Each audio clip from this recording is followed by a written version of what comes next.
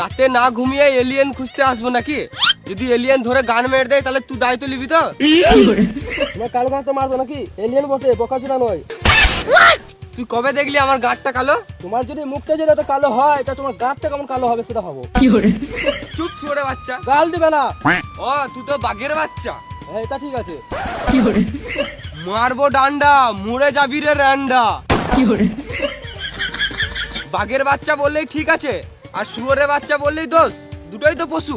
শুয়োর তো শুধু গু খায়, আর বাঘ গু মাংস সব খায়। তোমাকে সাদে গাল দিই না, আবার দিচ্ছি ভেড়া চুদা। বা কোনোদিন গু খায়? বাঘ যখন কোনো পশুকে শিকার করে, গুটিটা কি মদের চাটের জন্য সাইডে রেখে দেয় নাকি? চলো জঙ্গলের দিকে।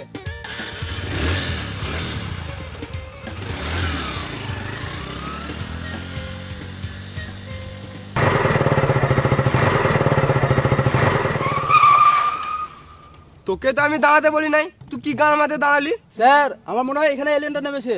তুই যদি নিজের কথায় চলবি, আমি কি জঙ্গলে ইঁদুর ধরতে এসছি?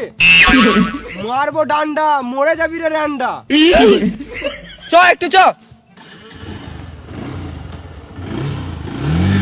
দাঁড়া দাঁড়া দাঁড়া দাঁড়া দাঁড়া, আমি তো ঠিক জায়গায় দাঁড়িয়েছিলাম। শুধু নিজে দাঁড়ালে হবে, আমার হেলিকপ্টার ল্যান্ড করার জায়গাটাও তো দেখতে হবে।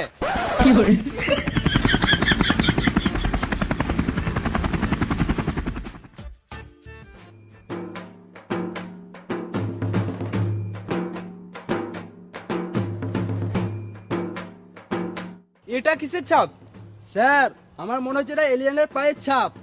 পাটা খুব চেনা চেনা লাগছে। এটা মাঝের পা। মারবো ডান্ডা, মরে যাবি রে র্যান্ডা।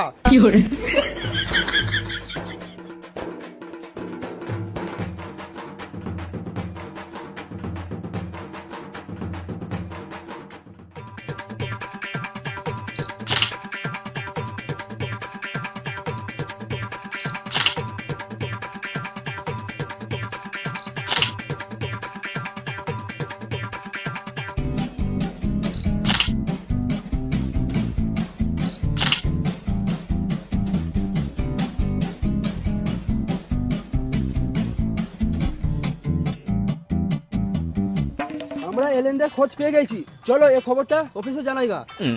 অফিসে তুই সব খবর দিবি, তাহলে আমি কি এখানে ইন্দুর ধরতে এসছি? মারবো ডান্ডা, মরে যাবি রে র্যান্ডা। চ।